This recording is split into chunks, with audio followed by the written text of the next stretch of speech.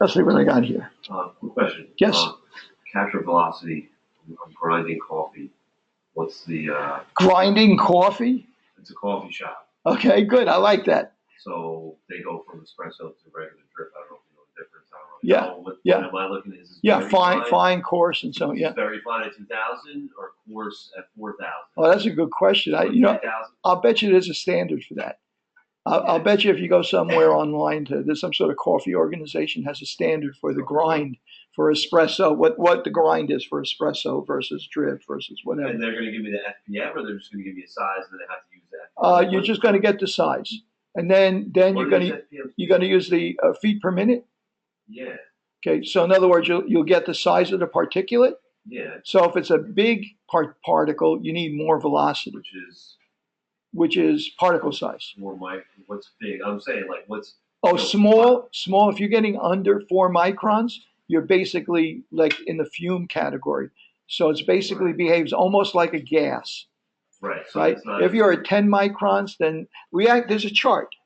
I forget where it is, but in there, in the book, there's a chart that relates particle size to capture velocity. Okay. So we got that in our book somewhere. If you don't have it in your book, I'm sure I can find somewhere. Yeah, I'll look it Okay, up. so the density really doesn't make that much difference. Usually you look just on the particle size. So I mean, if you got big grounds, you need a lot more air movement to grab them and move them. So yeah, that's interesting. Okay, and they do this commercially. They grind a lot of coffee, or they just per cup or something. They just install the whole system. It's new, so I know that everybody knows. When I ask questions, they'll know what I'm talking about. It's just cafe. Oh, okay. But he has it above where they grind all the coffee to get it away from. Oh, yeah, that's the fumes, the odors. The coffee dust.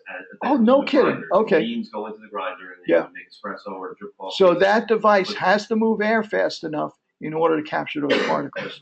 And it's above. It's right above kind of the main area. What makes me think that ain't working? Right now, it's not because you said the fan's wrong. Yeah. Oh, that could be. It could also be a bad. It could also be a bad design, because you put a capture hood over something when it's warm and you expect it to rise. Do you expect these particles to rise? They're going outside, so that hood would have to suck like a bandit in order to cap. In other words, once you could actually go there with a velometer and measure what the velocity air is. Yeah, I want to know whether it works. Yeah, I'm thinking right away that based on the way you describe it, it's not working. So you want something like a slot hood, or you want something like a small, a ducted hood that goes right next to the machine that's going to suck it away alongside of the machine, pull it away from the worker, not something overhead. Something overhead might be appropriate. It's like 4 to 6 feet above. Yeah, because he called the guy that puts in kitchen exhaust systems. And almost always what you're dealing with there is you're dealing with smoke and grease and stuff like that, but hot, heat from the oven. So the stuff just rises, So they have they have grease removal systems. Now with that, you may want to have a filter right there at the duct, at the hood, because that stuff's going to go through there. If you can't catch it, it could build up in there. It could actually be a fire hazard. Right? If that material is flammable and it could build up inside the hood. Or you have to make sure the transport velocity is great enough to keep it entrained, or that you have areas where you can get cleanouts into it and stuff. So what they thought was a very simple problem is now something you can turn into a monster. So, which is, I guess, bad for them, good for you. But now think about that. I mean, that doesn't make sense, right? Put this hood above this and you're grinding this stuff here and it's all going all over the place. Especially on the coarser grounds, because they're never going to get pulled up into that. You can actually measure this, right? Have you taken a lab yet? No, well, you can measure. You can actually, there's 2 ways you could do this. One way is you have devices that optically will tell you the number of particles in milligrams per cubic meter, and some of them you can even differentiate size. I don't think we have one you differentiate size, but we absolutely have portable meters for particulates that you could borrow and use to see if, like where these particles are going. And you can also possibly rent one that'll actually categorize the sizes and stuff like that. And you can measure the particulates, like when they're doing a fine grind, whatever, and around the various, see which direction they're going, and see if any of it's going up into the exhaust hood. But yeah, that sounds like that would be a great project, right? Yeah, Document it with pictures and measurements. Yeah. Yeah, and they go home smelling like coffee. Yeah, you have any friends that are firemen? You know what they smell like? Smell like smoke constantly. I mean, literally, these guys sometimes got to home shower 3 times before they stop smelling of smoke. What's that? Yeah, but their skin, it gets on their, it's oily, it gets on their skin, gets under their fingernails, gets in their nose and stuff like that. So. Plus, how often you actually see a fireman wearing his respirator unless he's going actually in the fire. I have pictures when they. Well, yeah, if they're in the fire and there's a situation where they don't have enough oxygen or there's carbon monoxide, obviously they need it. But remember when they had that building, the gas explosion and a collapse here on 116th Street? I can show you pictures from when that occurred, when that was still smoking like crazy, and the firemen were working right over they're trying at that stage it wasn't a rescue operation anymore, it was a recovery operation, but it's still smoldering and smoking. None of them were wearing respirators, and the cops at the end of the block were all wearing dust masks for respirators, right? But none of the firemen were wearing it because I mean it's they get so inured to that kind of hazard that like. But that cumbersome too for them. Yes, yeah, and they got to physically work. The cops are just hanging out, so they're not working quite as hard. Okay, so let me get to where I wanted to go here. Yeah, let's go through these PowerPoints. I trimmed these down quite a bit. I'm gonna go through 4 of these real quick. Okay, first thing, building indoor air quality. I gotta stop this for a second. No, I don't want to do that. Where'd my mouse go? That's what I want. Cancel. Okay, still going. Let me get this out of the way. Okay. Play. Okay, indoor air quality. This really started to become a concern in the late 70s. Most of you guys are not old enough to remember gas lines in the United States. Before the 70s, energy was relatively inexpensive. Politically, there was a very favorable climate for us in a lot of oil-producing countries. Oil was cheap, dollars per barrel. Gasoline production was much cheaper. Not a lot of environmental regulations and so on and so forth. So gas was dirt cheap. So everybody used fossil fuels basically for heat, for transportation, so on and so forth. So now, in the late 70s, a group of oil-producing countries got together, formed an organization called OPEC, and they agreed to cut back on the amount of oil that they produced. And that cut back on the supply of oil. Now, oil is you remember took economics? There was a difference between elastic and inelastic, right? Oil use is inelastic. People need it. They got to run trucks, they got to run cars, and so on and so forth. So when oil is not available, the price goes up dramatically, right? When gas at the pump is not available, price really flies up. So when they stopped producing oil, they cut back on their oil production, price went up dramatically. Production of gasoline went down, and so on and so forth. It got to the point where there were shortages of gasoline in this country, to the point where there were gas lines going around, it could be 100 cars on a gas line waiting to gas up. And there were shortages of gas, so they literally might only be able to buy, after waiting on a line, only buy a few gallons per car. It got so bad, the gas lines, that they instituted a system where if you had an even numbered plate, you could only gas up on Monday, Wednesday, and so on and so forth. If you had an odd number plate, you could only gas up on the other. This is the truth. This happened, right? And this went on for about 6 months. So at any rate, up until that point, energy seemed pretty cheap, right? And a building like this didn't really care about how much energy it used. So to heat the building, they didn't mind if the air conditioning system, when you heated this building, if you had a lot of outside air, very leaky windows, The ventilation system pulled in a lot of outside air. They didn't care very much about those losses. Now, after the late 70s, what happened is energy became much more expensive. So people became more concerned about conserving energy. So a building like this, a new building opened or was renovated, they built an HVAC system, a heating and cooling system that minimized the exchange with outside air. Now, in these slides, he tells you about a period when we started, when the amount of outside air supplied per person might typically be 30 or 40 cubic feet per minute per person in a building like this, right? Well, after this oil crisis, when they really started to tighten up these buildings, because you heat air up in here, if you replace it with fresh air from outside, you got to heat that air, right? Or cool it, in the summertime. So they got down as far as 5 cubic feet per minute per person. They really tightened these buildings up. So what happens when you tighten the buildings up? Well, now all of a sudden, body odor is an issue.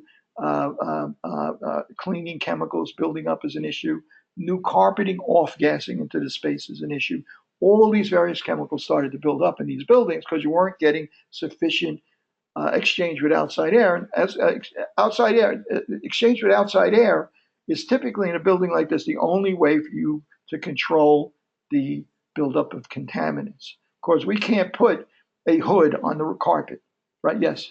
I just heard that there's carbon monoxide or dioxide levels in this floor. Yeah. Really bad. Oh, I'm going to tell you what that. I'll tell you what it is particularly bad at night. Like now, I'll tell you why that's. We're going to talk. Where that's just discovered this week by students. They're probably working on a lab. I'll tell you what. That's exactly what we're going to dioxide. Yeah, carbon monoxide. No, we'd be out. They'd be calling the fire department. So at any rate, so that's exactly the kind of thing we're going to be talking about when we talk about indoor air quality. So now, how do you control these odors, these buildup of compounds in the air that are either unpleasant or in some cases can maybe possibly affect health as well? Well, we can't use an exhaust hood. Our only way to control that is with either control the source or dilution ventilation, right? What does that mean? That means we take a certain amount of the air, replace it with fresh air, so it dilutes the material that's in the air. Now, the CO2 levels. How am I going to measure whether or not I'm doing that very well? Okay, so let's think about this for a second. There's a million different organic chemicals that might be present from people, pens, cleaning chemicals, magic markers, so on and so forth, perfumes, and so on. A million different VOCs that could be present. It's very difficult to measure them. So we want to get a handle on how much exchange we have with outside air. What's the level of CO2 in the air outside? Anybody want to hazard a guess? Pretty much the same worldwide. 400. 400 ppm outside. What was it 100 years ago? It was about 290. About 100 years ago, before industrialization, about 290. Why is it 400 outside now and 290 back then? Remember, burning fossil fuels. That's what global warming is all about. They burn fossil fuels, you build up CO2. Right? You produce CO2. That CO2 goes into the atmosphere. What's that? Car exhaust, smokestacks. Oh, that's methane. Methane is also a greenhouse gas. By a greenhouse gas, what are we talking about when we mean a greenhouse gas? Now you have these gases. Now the Earth is getting heat from the sun, getting hit by solar radiation. The Earth warms up, right?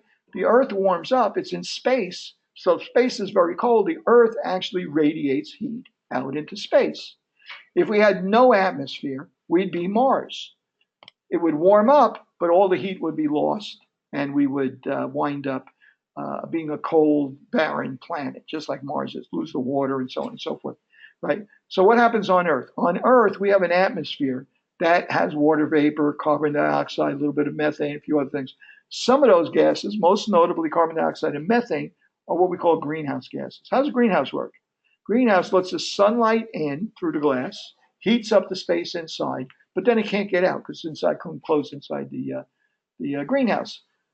Works the same way, except what happens is that the light, the visible light, the predominant frequencies, wavelengths of light from the sun, that white light, that whitish yellow light, comes in and doesn't get absorbed by CO2. that happens to be a wavelength that's not easily absorbed by CO2. Comes in, warms the surface of the Earth. The Earth now has an average temperature of, I don't know, 27 degrees or something like that. A lot of the radiation that's being sent out by the Earth back into space is in the infrared range. And when that leaves, CO2 absorbs some of that energy, and methane absorbs some of that energy, right? And then it absorbs it for a little while. Electrons jump into higher energy levels and so on and so forth. It absorbs that for a little while, and then it releases it. When it releases it, some of it goes away, some of it's redirected back to the Earth. So the more CO2 that we have, the more that sunlight comes through, and then the heat from it gets trapped inside the Earth. So what does that mean? That means the more CO2 that we have, the more heat that we're trapping, the more of a greenhouse effect that we're getting. Venus should not be that much hotter than the Earth is, but it's like hundreds of degrees. Why is it hundreds of degrees? Because it has a very high level of methane and I think CO2 as well. So its greenhouse effect has gone out of control. It's gigantic.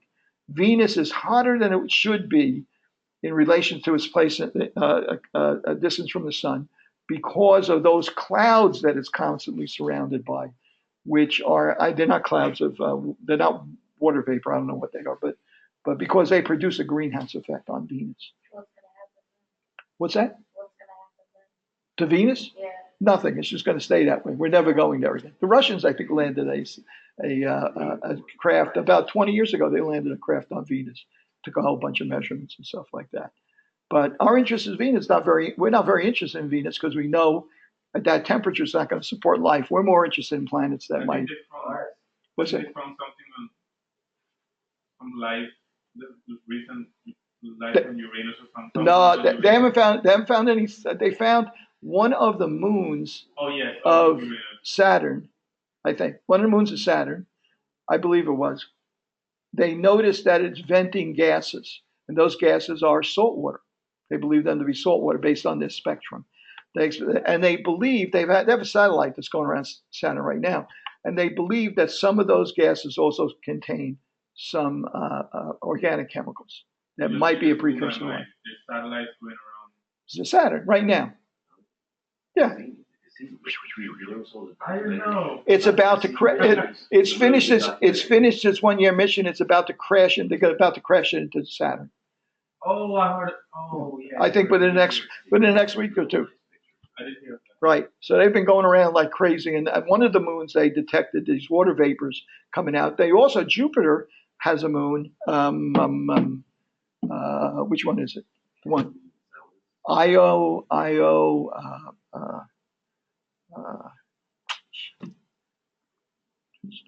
It'll come to me in a second. One of Jupiter's moons is believed to have more water on it than Earth does. It's completely a water planet, completely encased in water, but it's very cold. So there are several miles of ice sheet completely encasing it. And they believe that ice sheet is that thick and that they know it's water because they can see cracks in it where it's like broken up and moved and so on and so forth. And they believe underneath that is an enormous amount of liquid water. And the reason why it's liquid, even though it's so far from the sun, is because the tidal effects, the gravitational effects of Jupiter is mashing things around in there, produces heat. And it keeps that water as liquid underneath those couple of miles of ice. There was actually, somebody made a movie about that, where they went there and they got eaten by creatures or something like that.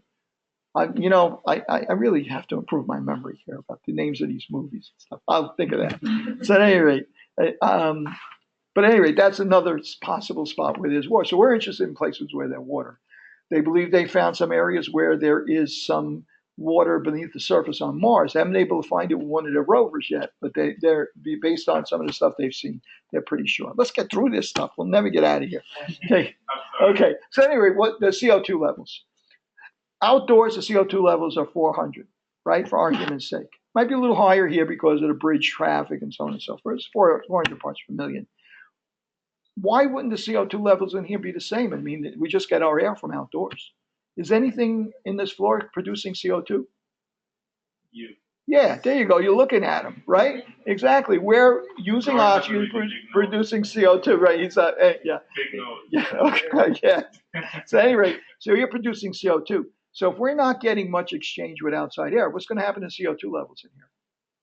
They're going to start to climb, right? So if we don't want to go to the trouble of measuring how much air is being pulled into the fresh air intake, how much air is being distributed, what's the fan speed, we don't go to all that trouble. We can use some studies that have shown that if the CO2 levels indoors are more than 700 parts per million higher than the CO2 levels outdoors, that we're probably not getting 20 CFM per person of exchange with outside air, which is the current ASHRAE standard that they recommend for buildings like this.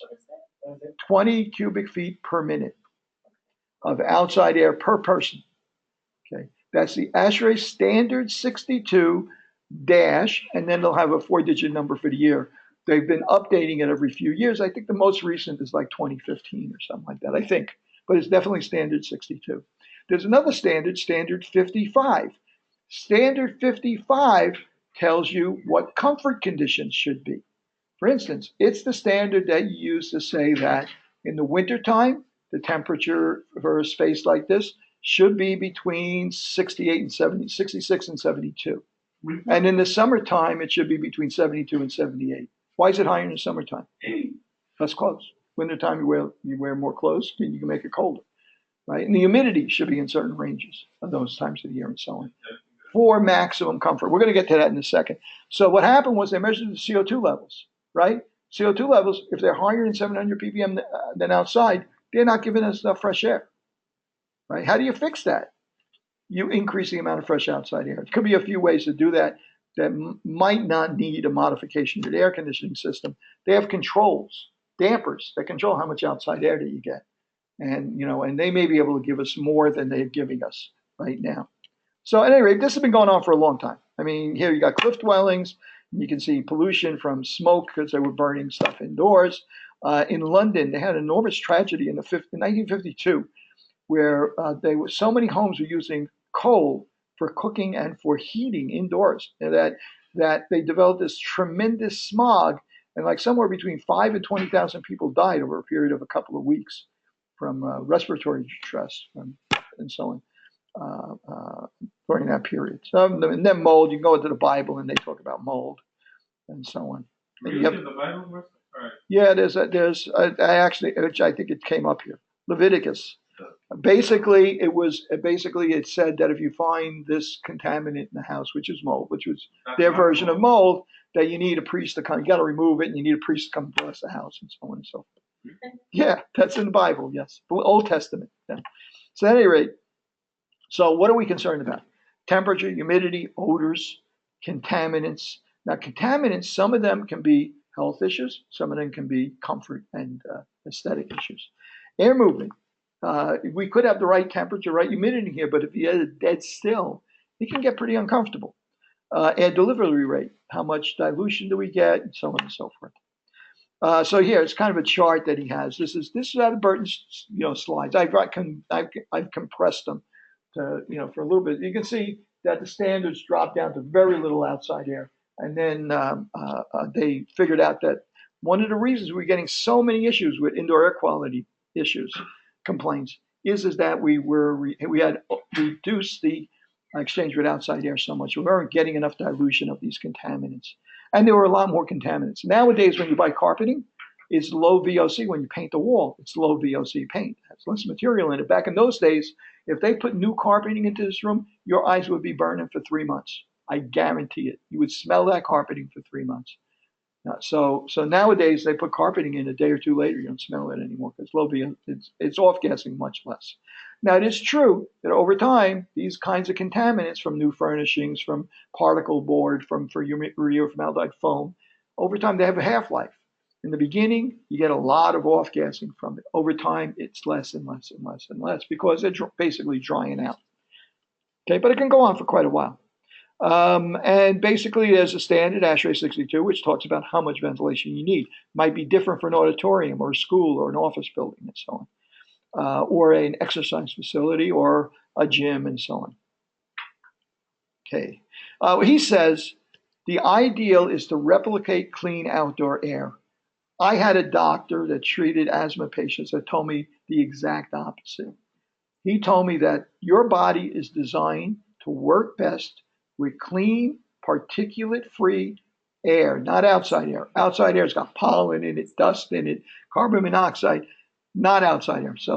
He kind of contradicts that. Your body, anything that's in the air besides air is something that's not helping your body out. You don't take nutrients into your lungs. Outside air is relative, though. Outside air is relative to the Yeah, outside air can mean anything. You could have a situation where you're getting a contaminant from outside that's coming inside through your fresh air intakes. Matter of fact, I might have a picture in a second or two here.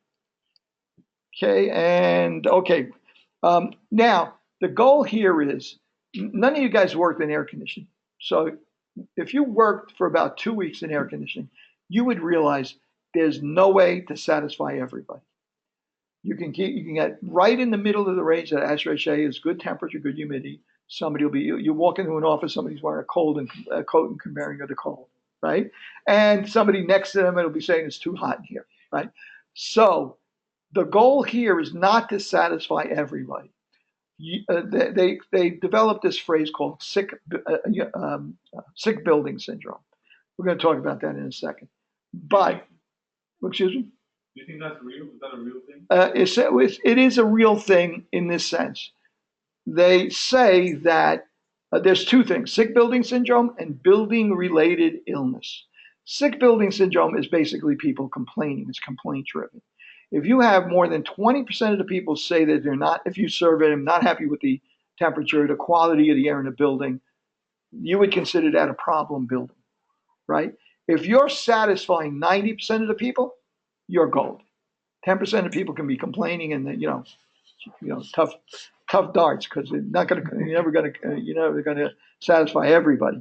So the goal here is to satisfy as many people as you possibly can and be responsive to people that still have an issue with it and stuff like that. Because otherwise, the biggest thing that generates lawsuits in these kind of situations is when you're not responsive to it, right? Just like sexual harassment, right? What is the big thing you hear about in lawsuits, sexual harassment?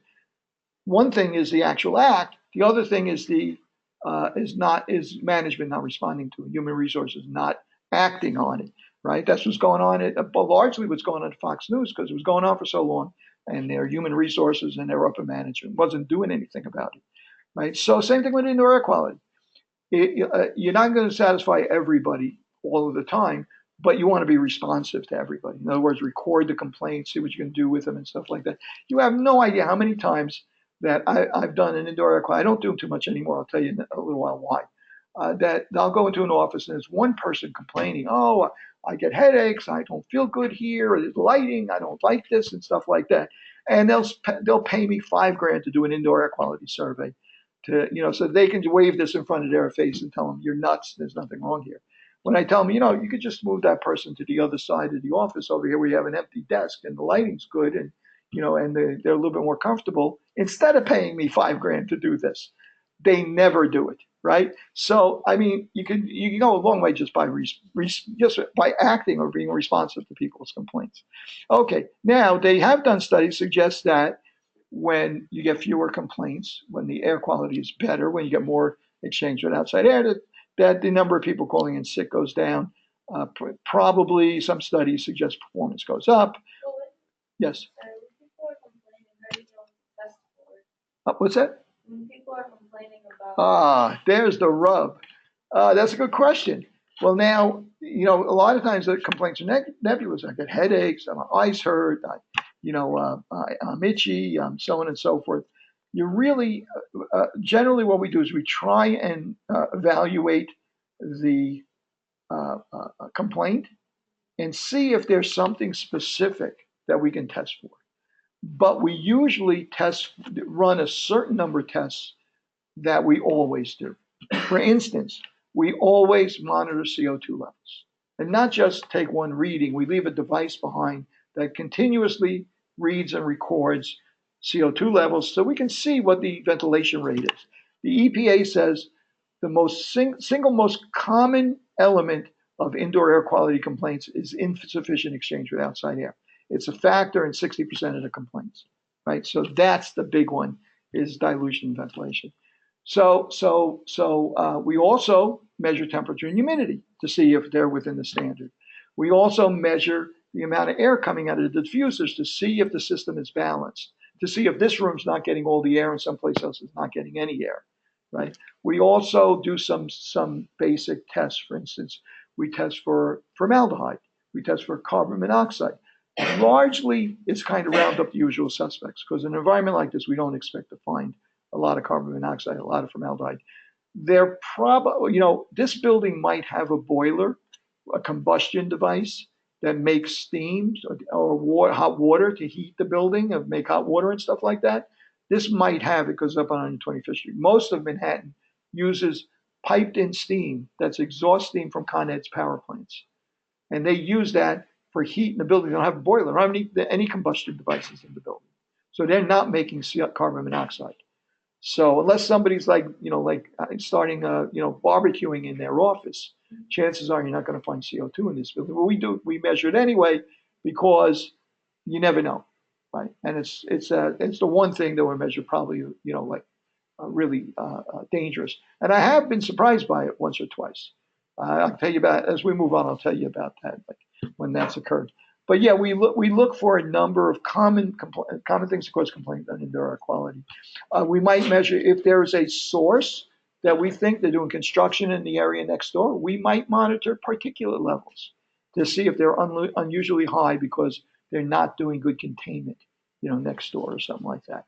We might, if there's some other factors involved, lighting or something like that, we might include that in the survey. If we go in and we notice that, I'm not so sure about the lighting in here, we might actually measure it. So yeah, we do a basic core stuff, but then we try and react to what the complaints might be as well. Okay, so, and we also inspect the HVAC system. For instance, there's certain portions of the HVAC systems where there's moisture or high humidity in those areas just by the nature of how it works. So we inspect those areas to see if we see mold growth in those areas. So that's physical inspection. We can also test for mold spores in the air, but we do that less than physical inspection. Usually is better. This is, yeah, that's probably a flooded house or something like that where that didn't get cleaned out. You had thousands of houses look like this after Sandy. Yeah, literally in the Rockaways, thousands of houses look just like this. They had to demo the whole inside of it. A lot of workers from outside New York were involved in the abatements and stuff like that. Now, is it comfort or health? That's where we get into the situation. Is it building illness? Is it sick building syndrome, or is it building related illness? There are certain illnesses that are associated with building systems. Okay, no odors, address. Okay, let's talk about inside the building, outside the building. Okay, this is typical kinds of complaints that I would hear from people. Nosebleeds, by the way, in New York City, in the wintertime, the relative humidity outside is very low. Air outside is cold and relatively dry most days. You bring that air indoors. Warm air has a greater affinity for moisture than cold air does. So what happens is if you have air outside that has a relative humidity of 30%, when you bring it indoors and heat it up, its relative humidity goes down to 10% or 5%, very dry. So if you're a museum, you humidify the room to protect your artwork. If you're a Steinway, you humidify your plant to protect the wood and the pianos that you're constructing there and stuff like that. If you're a New York City office building, you do nothing. You don't typically humidify. So what happens? People get bloody noses, their contacts bother them, their eyes dry out, they have upper respiratory complaints, and so on and so forth. It's an issue, low humidity. But most buildings do not humidify in New York City. But that's one of the things that you might measure. And if you're getting those kind of complaints, that might encourage them to consider humidification, for instance. Okay, but that's what happens in the summertime. Problem is too high humidity, so we have to kind of dry the place out a bit, and the AC does that pretty well. Okay, so this is sick building syndrome. It's probably mostly, irritation and so on and so forth. All right, now you can actually have some building-related illnesses. For instance, the two big ones are hypersensitivity pneumonitis. If you have mold growing in condensate pans, places where water accumulates in air conditioning systems, if you have a humidifier that has mold or bacteria growing in it, when that runs, it can introduce those spores into the air, and people can develop a condition where it's a pneumonia-like condition, where they have chest pains and breathing difficulty when they're at work. They go home for the week and they feel fine. Come back to work, it happens again. That's called hypersensitivity pneumonitis. That's an actual illness, right? You can have, it's also called humidifier fever. They're both the same, right? So really the same thing. You can have bacteria that grow in water that are dangerous and actually can grow in lungs and cause a pneumonia, form of pneumonia called Legionnaire's disease. Okay, and that's a specific organism that grows in certain kinds of water systems in the building. We're going to get to them later on. There's two forms of that. There's like I think something like 20 species, 9 serogroups, and 20 species of Legionella subgroups, and so on and so forth. One or two of them predominantly cause Legionnaire's disease, but there's also versions of it that cause something called Pontiac fever. Legionnaire's disease got named after a bunch of Legionnaires that got it in 1976 in Philadelphia at the Bellevue Stratford Hotel. Pontiac fever was first recognized at, I think, at a Ford plant or something like that in Pontiac, Michigan. So at any rate, it's called Pontiac fever. It's the same. It's a similar organism, a different strain of the same organism. Pontiac fever is a very short duration flu-like disease. You get it. It's almost.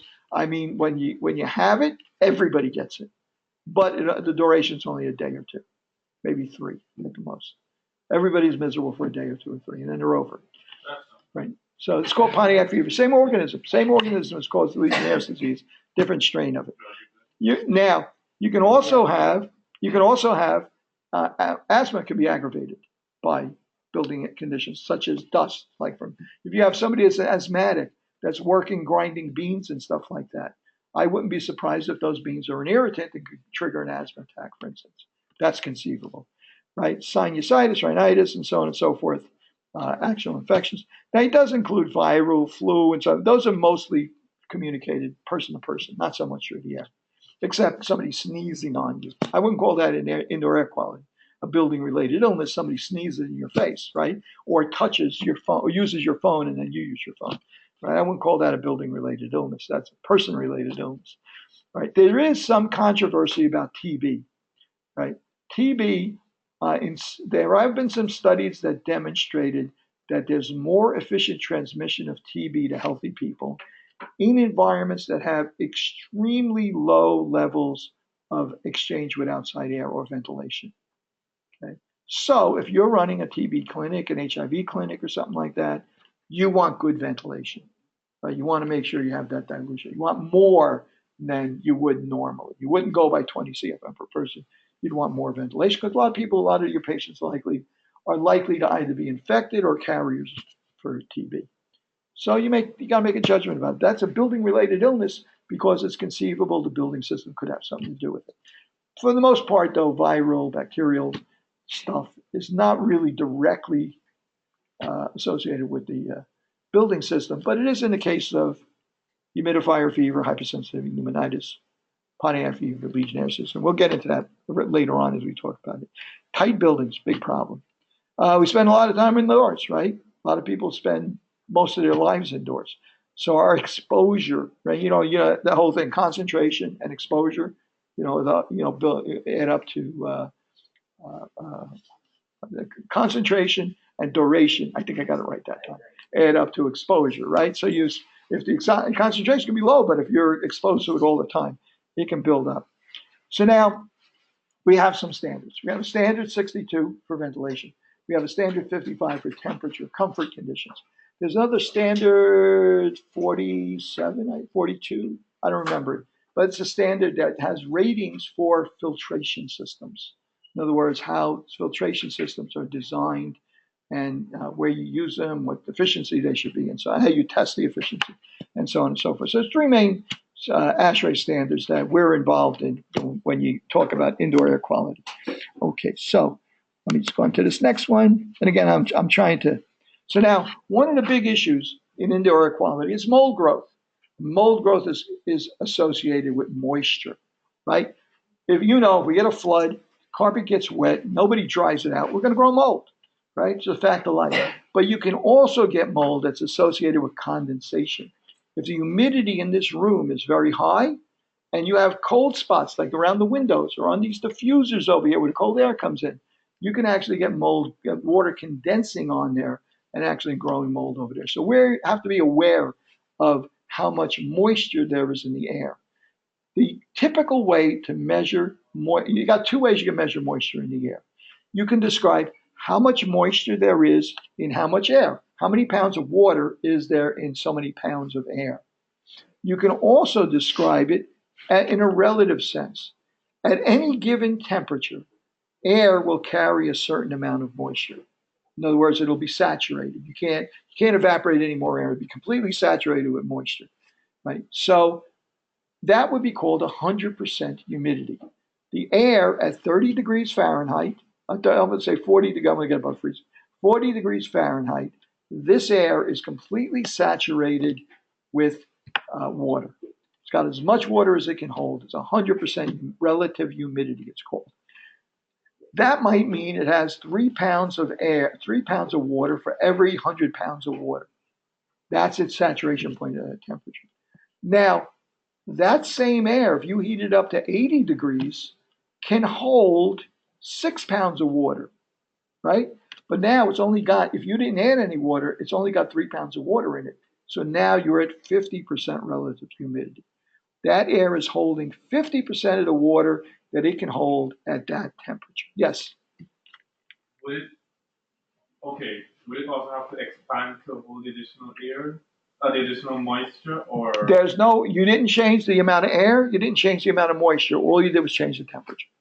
But I know you change the temperature, it tends to expand. Well, no, I'm saying, between 30 and 80 degrees, not going to expand that much. Oh. Right?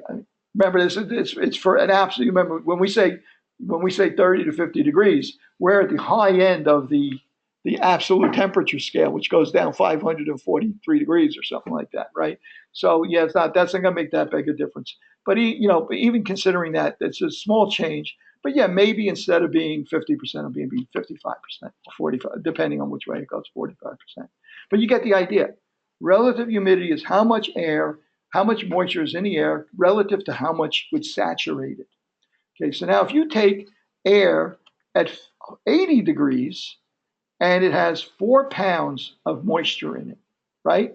And that's maybe 60% humidity for argument's sake per 100 cubic feet or per 100 pounds of air. I'm going to keep the units the same. Now you take that air and you start to cool it down. What happens to the relative humidity? Goes up 60%, 70%, 80%, 90%, 100%. When you go below that temperature, which would have been 100%, the water drops out of the air. It condenses. That's called the dew point. So we have relative humidity. We have absolute humidity, where you measure the pounds per pound of water, pounds of water per pounds of air. And we have a dew point. We also have something called dry bulb and wet bulb. Okay, so now dry bulb is obvious. That's just what I told you, temperature. Temperature of the room, the air in that room with a thermometer, right? That's the actual physical temperature of the air. Now, if you have air that is 100% saturated with moisture, right? If I take a little piece of cloth, a little piece of cotton, put it on that thermometer and wet it, that water's not going to evaporate, right? No cooling effect, not going to evaporate. But if I take that thermometer and hold it in air that's 50% humidity, and I put water on that little piece of cotton on the end of that thermometer, that water is going to evaporate and cool that thermometer, right? Well, we want to know how much you can cool that thermometer. This device here is a sling psychrometer. It's got 2 thermometers in it. And I can't blow it up too much. Maybe the next page has got a better look at it. Not really. There's 2 thermometers in there. One has a little sheet of copper going over it, going into a little reservoir in the bottom where you can put water. Keeps it wet. You take that. We used to have these things on chains, like 3-foot long chains, and you swing it around your head like that. Right now, they're small. In fact, now you don't even use that. You use an electronic instrumentation to do it. But you swing it around, And eventually what's going to happen is that temperature on the thermometer that has the wet cotton on it is going to cool down. It's going to go lower and lower and lower and lower until it won't go any lower. When it won't go any lower, you record the two temperatures. So the difference in the two temperatures is related to how much moisture is in the air, in other words, the relative humidity. So most air conditioning people use that to understand what the vapor pressure, what the relative humidity of the air is. You can use the difference between the dry bulb and the wet bulb, and you can see this chart over here, where in the bottom they have the dry bulb temperatures, and let's see, you got dry bulb, and on the diagonals, you can see them kind of coming across here, you have the wet bulb temperatures, and where the two of them, you go dry bulb, go up, where it crosses the wet bulb, that shows you the relative humidity of that air. You can use that to calculate the relative humidity. Why am I bringing this up instead of just holding up a device that you can just read it off of and stuff like that? So that you understand that there's a relationship between the dry bulb and the wet bulb. The capacity of the water to take evaporation from of moisture and to absorb more moisture, and the humidity, what we call the relative humidity. There's a bunch of examples in the book that you can go through. I don't want to linger on them too long, but you can actually, there's some charts where you can actually convert from wet bulb and dry bulb and relative humidity to pounds of water per 1,000 pounds of air, or grains of water per pounds of air. Grains is another measurement. So 7,000 grains in a gallon. Don't ask me. That's kind of an archaic way of looking at this stuff. Don't worry about it. It may come up someday in the future for you. If you go to, for instance, we had a job where we had to design a humidification system for a tobacco warehouse. It's a warehouse store. And let me give you an example of where things can go wrong with indoor air with good intentions. The guy who owned this guy's name was Lou Rothman's, JR Tobacco, a pretty big outfit. They have these giant warehouse stores. It's a combination warehouse and store. They used to have a couple of big ones in New York City. I think he's moved out. He's in Jersey and Virginia and so on. But at any rate, he had a store in New Jersey, and he put in a bunch of these spray type. He needed a lot of moisture in the air. And the problem with that is that if you want to put moisture in the air, there's typically two ways to do it. One way is to spray water in the air in a fine mist so that it evaporates into the air. And the other way is to boil water and let the boiled water go into the air. Well, a problem with boiling the water, it's very energy intensive. The warehouse in New Jersey didn't have a boiler in it, didn't have a gas line going to it. All he had was electric. He had to use electric to boil the water. Very, very expensive. So instead of going that route, he went the route of taking water, hooking it up to the city line, taking these very elaborate humidifiers, placing them all over the place, and they would blow water out. Now, I don't know if any of you guys live in New Jersey, but New Jersey, there are areas there where you get groundwater supply. In New York City, we get a surface water supply, very low in minerals, right? Because it's all coming out of lakes and reservoirs and stuff like that, surface waters. Groundwaters, the water percolates through the ground for miles and miles and miles, absorbs a lot of minerals. So it's got a lot of minerals in it, a lot of stuff called hardness, calcium, magnesium, and so on. So New Jersey, there in New Jersey where this was very hard water, put the water into these humidifiers, sprayed it out, and that water, when it dried up, those tiny droplets, when it dried up, they all had these minerals in it. Those minerals formed tiny, tiny particles of dust, which settled over everything, right? So now imagine this. This guy is a cigar nut.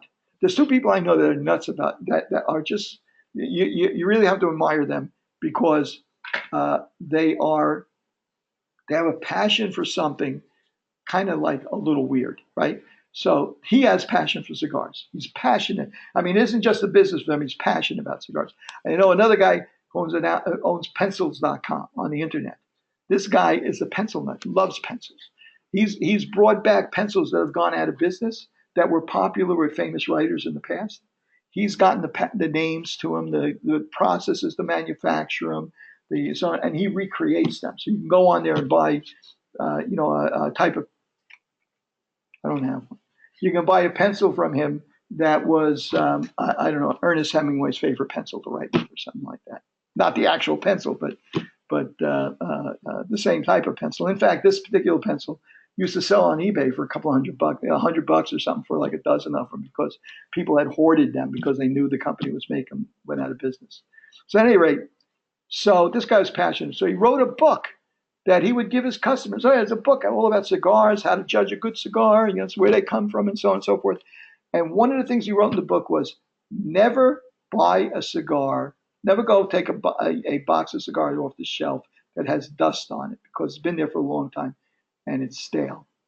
Now, every morning, his guys had to go out after these humidifiers and dust off all the dust from these humidifiers off of every box in this entire warehouse, right? So it was driving him crazy. So we wound up replacing them with a type of device that didn't use, that also was sprayed water out, but it was fed by demineralizers, devices that took all the minerals out of the water, deionized the water, right, and demineralized them so he could continue to use these things. So Jersey supplies hard water to the mines? Yeah.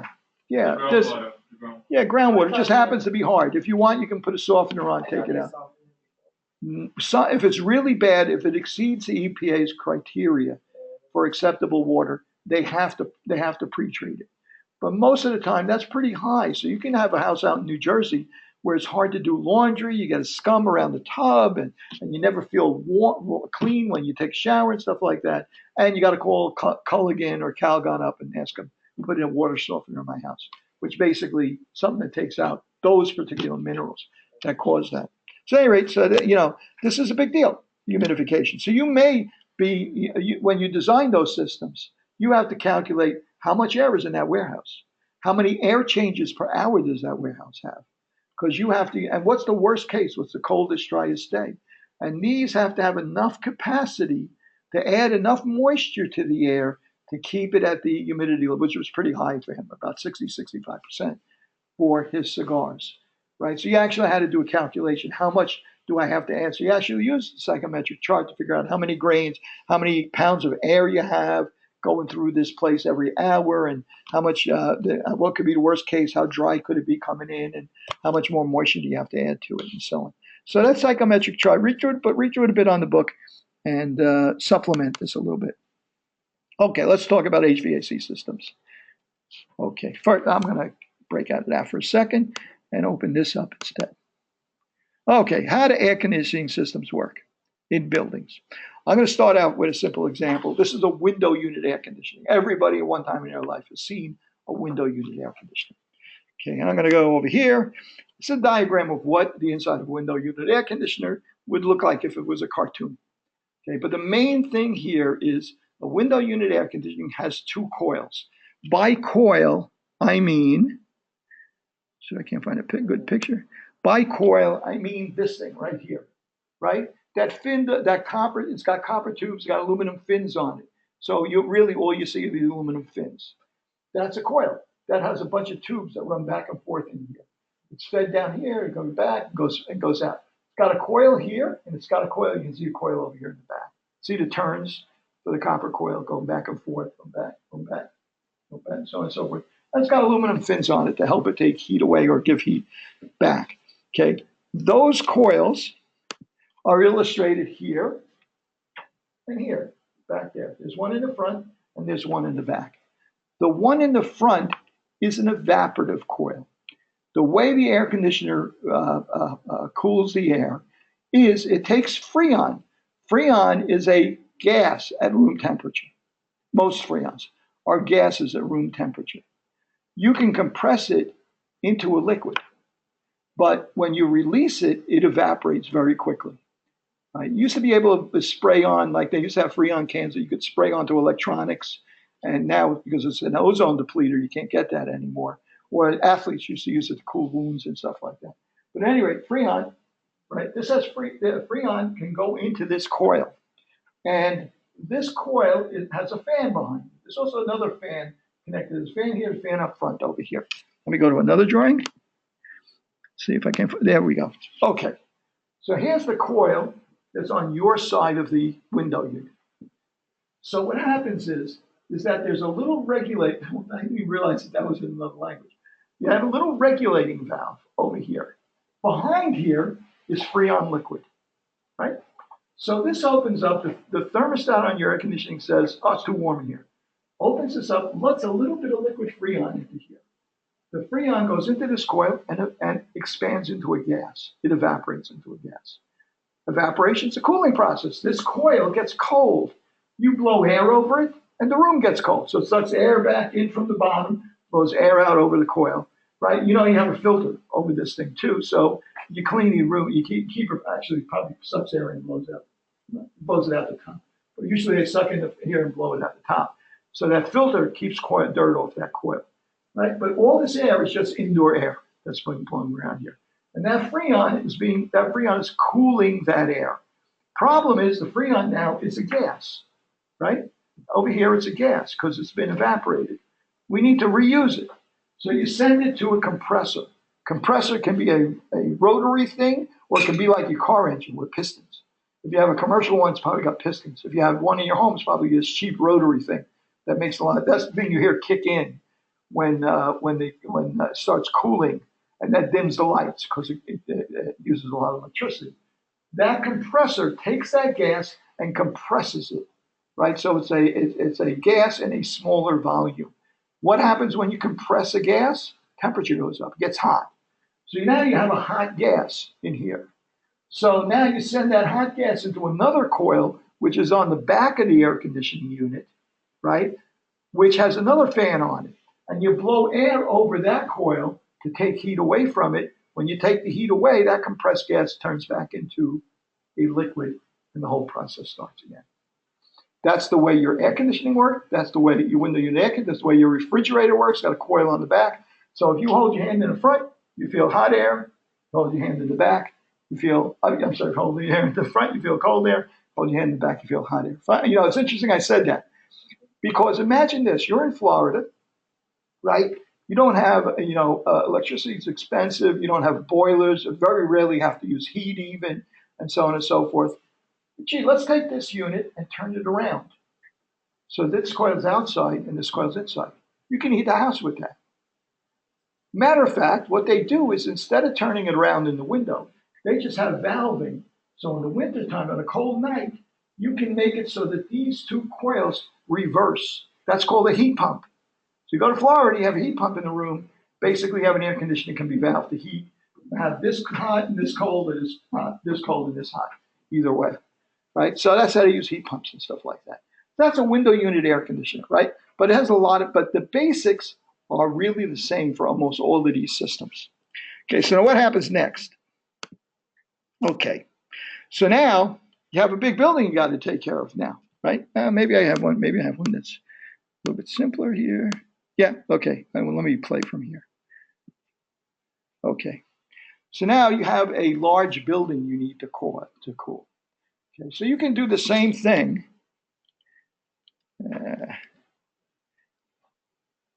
You can do the same thing, except instead of just having a small Freon system, you can have a big air handler. It's called an air handler. It's basically just a giant duct, right? So you would, if I can figure out which direction the air is going. The air is going this way.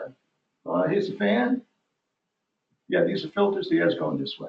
Okay, so in this system here, you have coils that have Freon in them. Could have Freon in them. We're going to talk about that in a second. Coils that have Freon in them. So you could suck air back from the building, filter it, send it to a coil. Actually, this is probably it.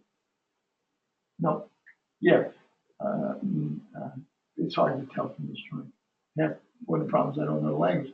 So I come back here. So we have two sets of coils here. That's a coil, that's a coil. This is some other kind of filter, right? So let's say that the Freon coil is back here, this one, right? You could cool that air and then distribute it all throughout the building. For instance, on this floor here, we might have a device like this sitting in one of these rooms. Might not be long and narrow like this, might be just like a big box, but something where Freon would be evaporated to cool the air, and then that Freon would go back to something that would compress it and take heat away from it. Maybe outside that room, on a roof ledge, there is a coil with a fan on it called a condenser, which would be the part of the Freon system, the part of the coil that's outside of our window unit, on the outside side of the window unit. So you could have Freon in there cooling air. So now you're cooling the air, you're distributing it all the building, it comes back again, so on and so forth. Now this over here is a damper, the louvers, you can open and close them. The fan is causing a negative pressure here. When these dampers are closed, the only thing coming back to this unit is the air that came from the space. Since this is a negative pressure, if you open these dampers to the outside a little bit, what's going to happen? It's going to pull in outside air. That's going to be your dilution air. By controlling these louvers, you can determine the percentage of return air and the percentage of outside air that you're distributing to the building. In fact, this particular unit is so big that you could close off the dampers to the outside and just open these wide open. So a mild day in the summertime, you could just pull in 100% outside air and not have to use cooling that day. And those are called economizers when they do that. Okay, so now let's think about this. This is great for the summertime, right? Okay, this works great for the summer. What about in the wintertime? I got to heat the air in the wintertime. Well, it could be that this other set of coils, they run hot water to them. Where's hot water come from? Hot water comes from either a heat exchanger that's using city steam, or a boiler where you're heating the hot water, or even just steam from a boiler, where these could be steam coils, just like a radiator, like you would have in a apartment building, except structured so that the air can go back. So in the summertime you can cool, in the wintertime you can heat. This device called an air handler. Okay, and this device sits on top of the roof, could supply an office facility, like in a one or two level warehouse or something like that, right? So, and they can come out they can be various sizes. You can see the dampers from the outside and so on there. Okay, so now there's a lot of tricks to this stuff. Now, let's take a look. Let's say we have a really big system. Well, if we have a really big system, one of the issues that we have is, gee, we got to run ductwork, got to cool the ductwork in one spot, and then to run it all over the building. Ton of ductwork has to be very large and so on and so forth. What can we do to make the ductwork smaller? Well, one of the things that you can do is you can use something called a chiller. The chiller does exactly the same thing as we talked about before with Freon, except the coil, the evaporative coil, the cooling coil, instead of blowing air past it, you put it in the middle of a big shell. You release the Freon into it. It cools the water. The water now is cooled down to 45 degrees. You then pump that water all over the building to air handlers, where the air handler only has to serve one floor or one area of the floor. So you can have 50 of these air handlers all getting cold water from this machine that's producing chilled water. That Freon has to be cooled, right? So next to that machine, you have another coil inside of a shell called the condenser. And again, instead of using a fan to take the heat away from the Freon, you're using water to take it away. And that water gets warm. So what do you do with that warm water? You send it to a device called a cooling tower, which you spray water into the cooling tower. The water cools off, collects a little bit of evaporates. It cools the rest of the water, and it gets reused again. So this can be, and now let's do another trick. If you put a heat exchanger or a boiler on this line, in the summertime you can deliver cold water to these units. In the wintertime you can deliver hot water to these units. That's called a dual temperature system. Sometimes it can run through the same piping. That's called a two-pipe system. Sometimes it can have another pump and just send a second set of pipes to the air handler. One coil for hot, one coil for cold, two pipes in and out, pipe in and out, pipe in and out. They call that a four-pipe system. Right? Cool, right? Every one of these systems is a little bit different. By the way, this is the bad guy that everybody's talking about now with Legionnaires' disease. We'll really get into that soon.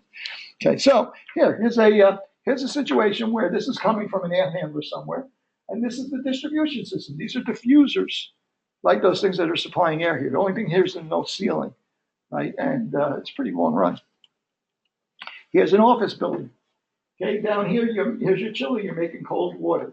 That cold water is being piped up to the air handlers here. The air handler then is supplying these various diffusers around the floor and in all the different offices. These are called diffusers here. Usually they're round in the ceiling. I'm not sure why they're not here. Maybe it's not enough space in the ceiling here. But those are intended so that the air doesn't, usually these diffusers, you see them as squares in the ceiling with little vents in them, squares with circular vents in them. The idea there is that you don't want just a hole in the ceiling where cold air just drops on some unlucky person's head.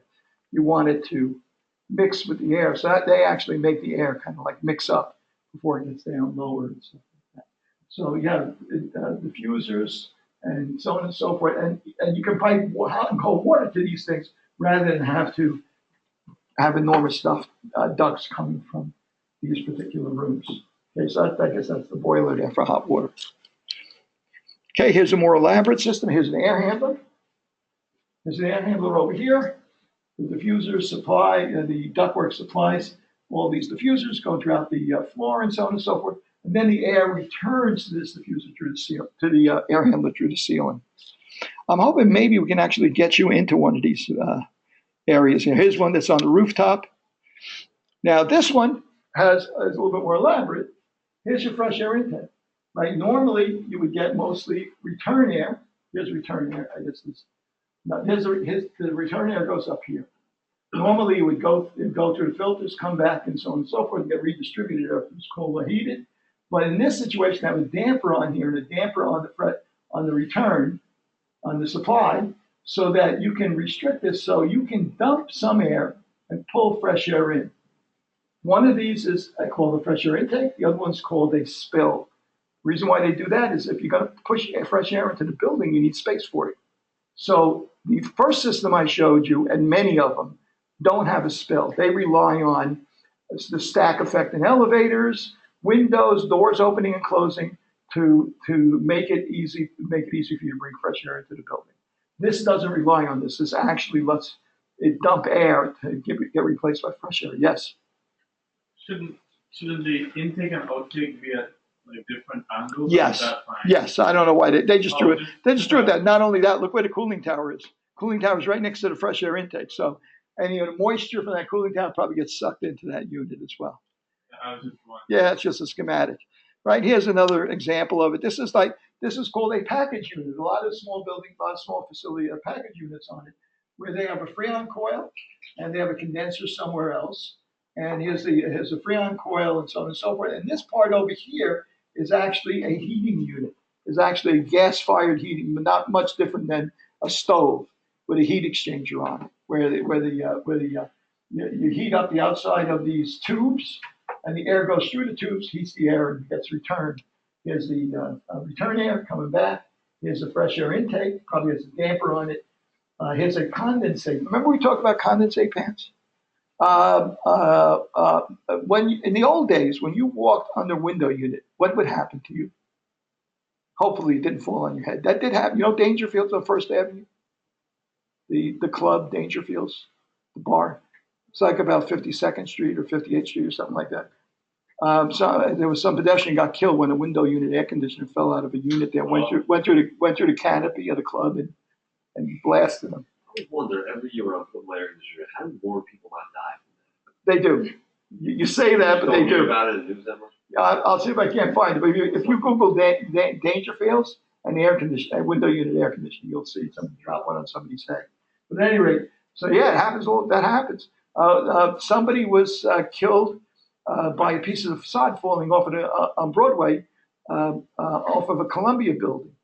And as a consequence, the city passed laws that buildings with over a certain height have to have their facades inspected either yearly with this or every 5 years more carefully with scaffolding and stuff like that.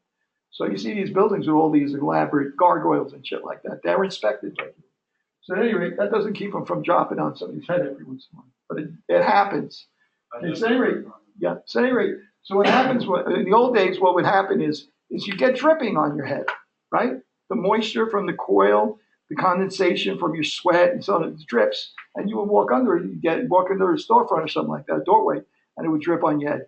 That doesn't happen so much anymore because they usually take the condensing coils in the window units or the through-the-wall units, and they bring 1 or 2 loops and put it down in the condensate pan so that it evaporates. They let the condensate run from here to the condensing portion of it, and it heats it up and evaporates it away. When you blow the hot air out the back, it also blows out that moisture, so you don't hear about them.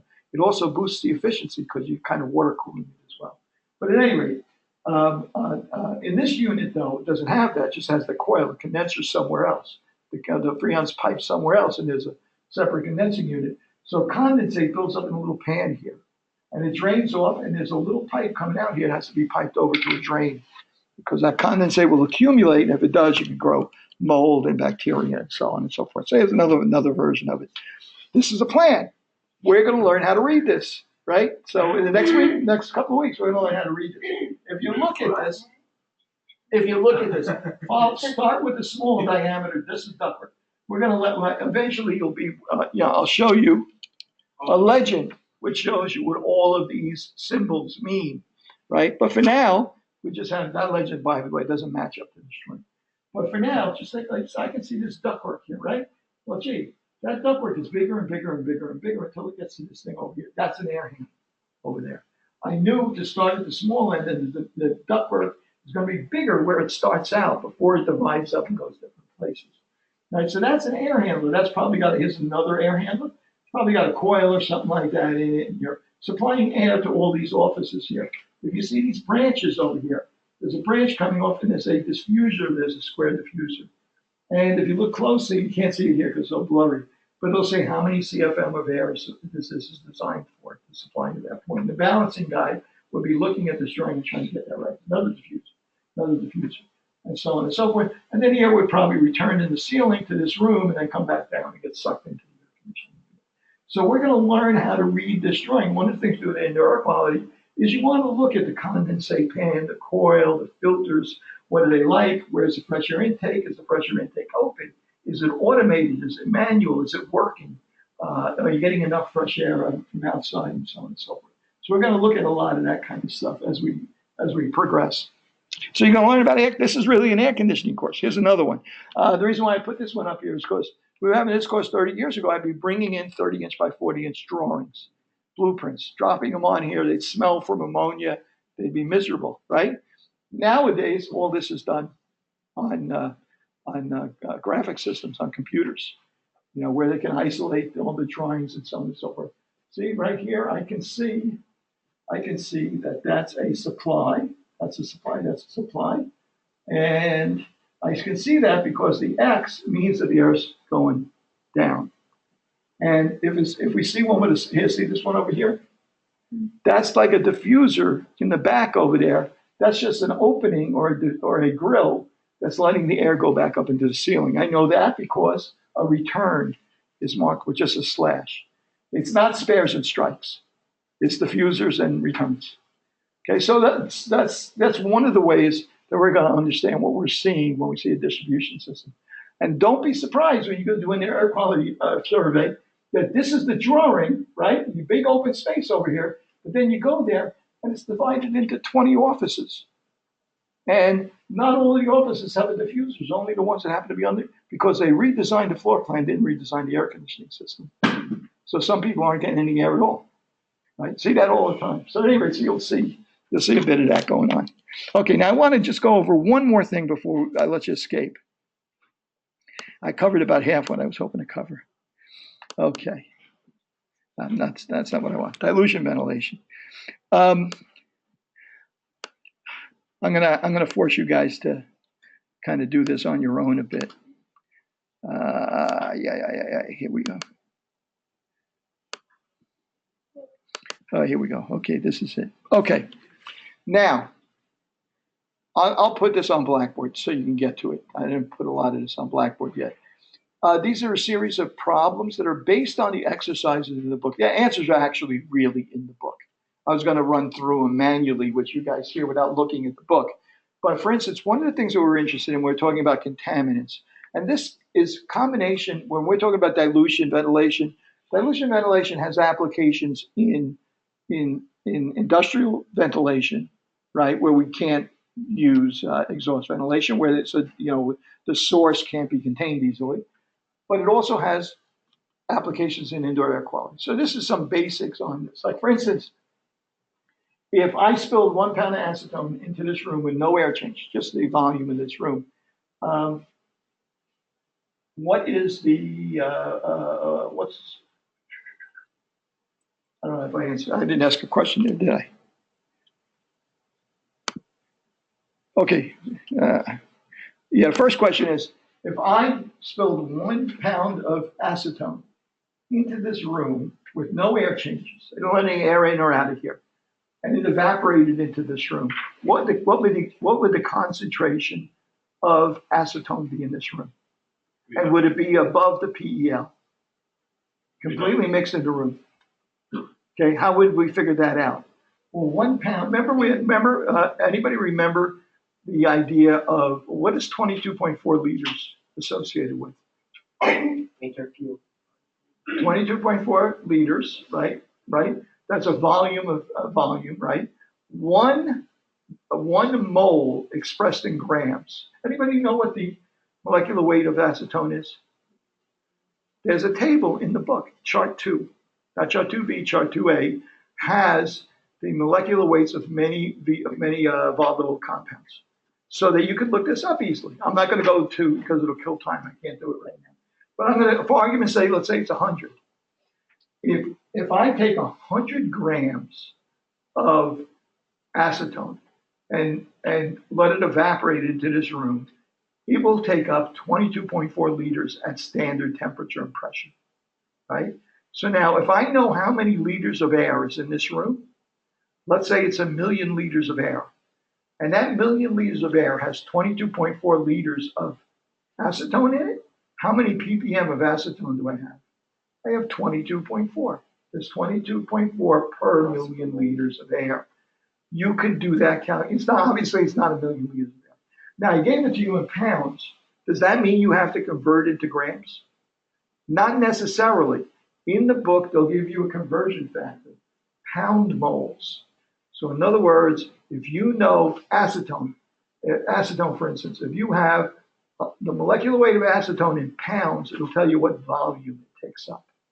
Since you only have 1 pound, you can figure out what the volume would be for just 1 pound. And then you can figure out, in cubic feet how much air is in here, and then convert cubic feet of air into pounds of air. So you know how much, how many pounds of acetone, how much volume of acetone, how much volume of air you have in here, or you can do it a couple of ways. You can do it pounds of air, or you can do it volume.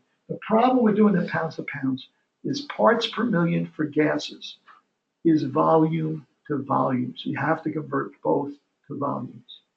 The amount of air in this room to cubic feet, and the amount of space 1 pound of acetone evaporated away in cubic feet. You have to convert both.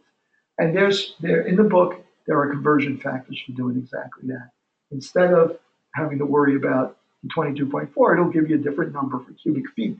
How many each 100 a mole and the pound molecular weight of acetone, how many cubic feet that'll take up instead of how many liters. That makes sense to you guys? You should be able to figure it out. So I'm going to put together a homework assignment based on this, so I know that you guys at least gave this a try. Okay, so now you want to know. Let's say now it's a little bit different. Now it's evaporating into the air continuously, and at the same time you're changing the air. We have a formula: how much dilution ventilation that we need to remain below the permissible exposure limit. Well, the rate at which the actual flow volume of diluted air that you're putting into the space is so much. I think I gave you a problem before that or after this. I'm not actually playing the slides. That's why this is not working so good. Okay. How much dilution ventilation is required to blow the so on and so forth. This formula gives you the concentration, acceptable concentration. That might be your PEL. It asks you what the small q is the rate that you're putting acetone into the air in pounds per minute, excuse me. And K is a mixing factor. There's a chart in the book. I think it's chart 20. You're right, 20. Chart 20 tells you, well, in this kind of environment, use 1. This kind of environment, use 2. This kind of environment, use 9, and so on and so forth. K. 1, 2, or 1. Right. And then Q will be the amount of air that you have to move through that room in terms of ventilation air to achieve that concentration. So in other words, you have some tools here to figure out what you need to do. It's chart 4 is the vapors. Here's the mixing factors, chart 20. You're right. Okay, how many diffusers in this room deliver 300? Okay, here's the number of air changes in this room, for instance. If I told you that these diffusers each delivered, I talked about it's a little bit different here. There's 4 in here.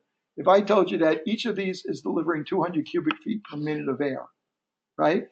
And there's 4 of them, that's 800 cubic feet per minute of air. How many air changes do we have in this room?